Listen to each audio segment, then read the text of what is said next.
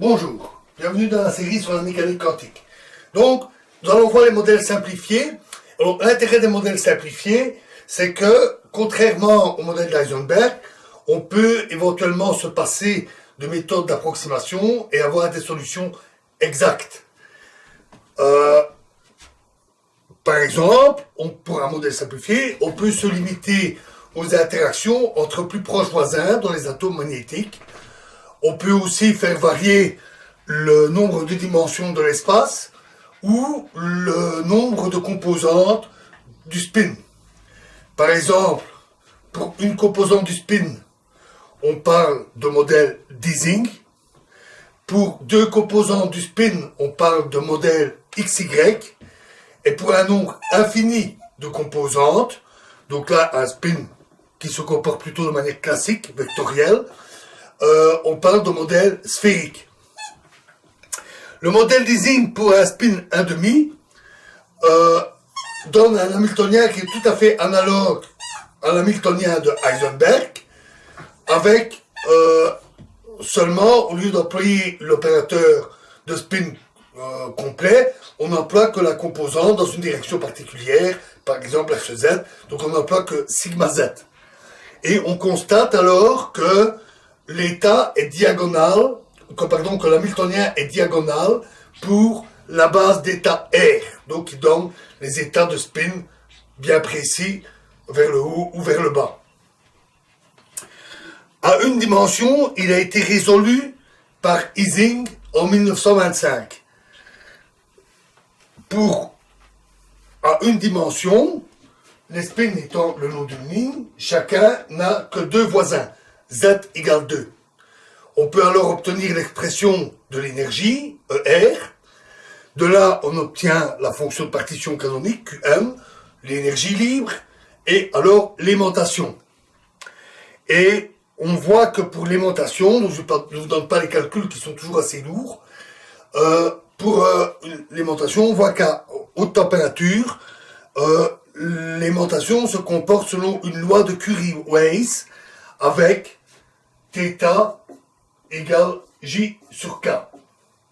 Ce que l'on constate aussi, c'est que la température critique est égale à 0 Kelvin. C'est-à-dire que le matériau n'a pas de transition de phase, il est tout le temps paramagnétique. On peut aussi dire qu'il subit une transition ferromagnétique, mais au zéro absolu. On peut aussi calculer la chaleur spécifique, etc.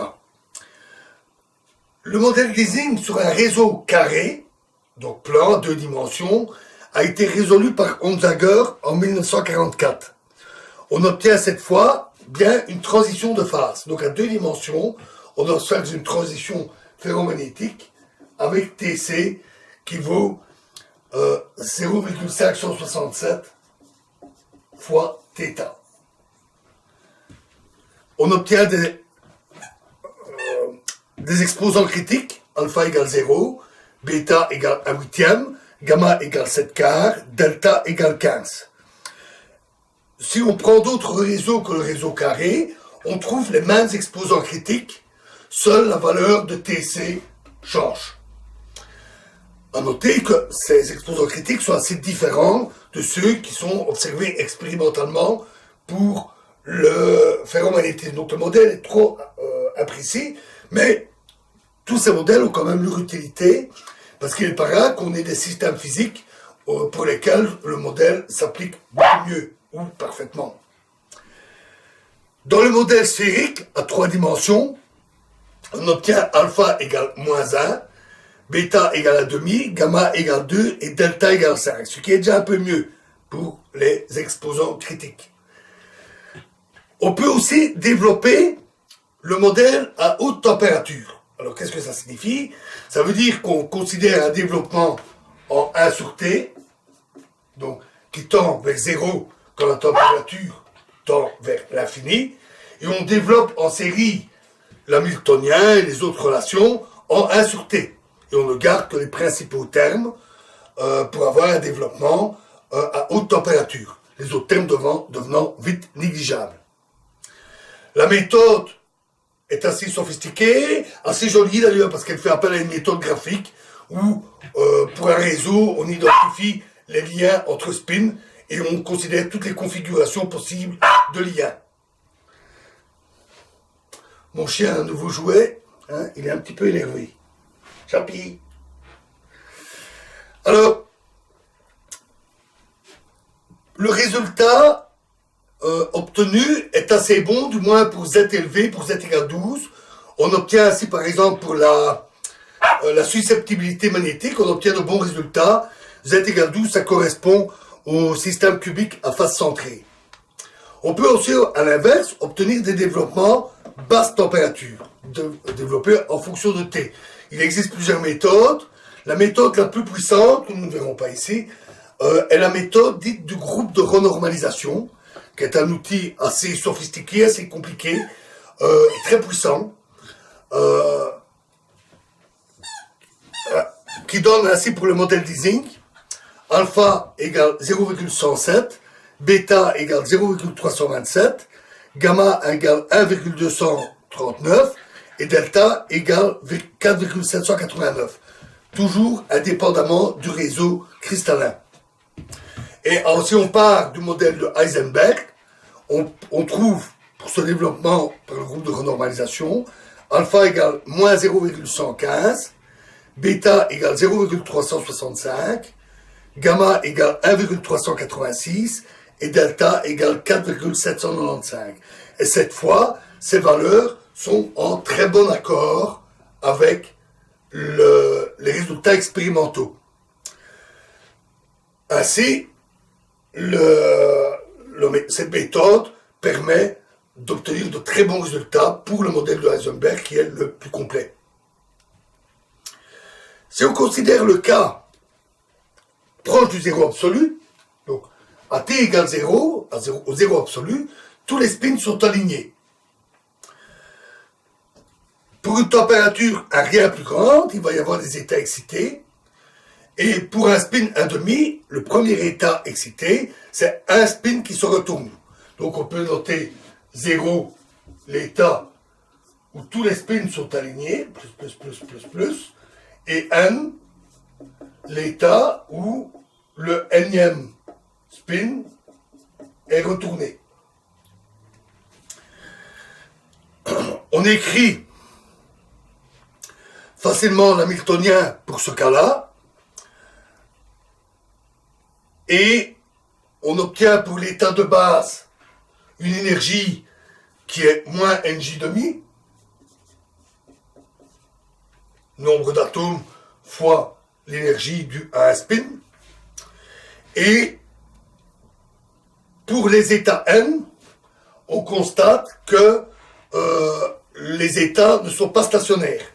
Donc, en fait, ils correspondent à des états qui se propagent. Le spin retourné a tendance à se propager de spin en spin. Et on peut trouver la description d'états stationnaires d'énergie précise. Ça fonctionne un peu comme, ou pratiquement c'est la même technique que ce que nous avions vu pour la propagation d'un électron dans un cristal, par exemple. C'est exactement le même genre de choses. Et on obtient ainsi une énergie, epsilon n, pour des états stationnaires qui, en fonction du nombre d'ondes, a une forme comme ceci pour la relation de dispersion. Ces états stationnaires peuvent être décrits comme des spins qui ne sont pas tout à fait verticales, légèrement inclinés, et qui varient d'atome en atome avec un angle bien précis qui dépend du nombre d'ondes. Donc le spin tourne d'atome en atome. Ça correspond là à des ondes stationnaires, on peut avoir des ondes de propagation, et on appelle ça des ondes de spin.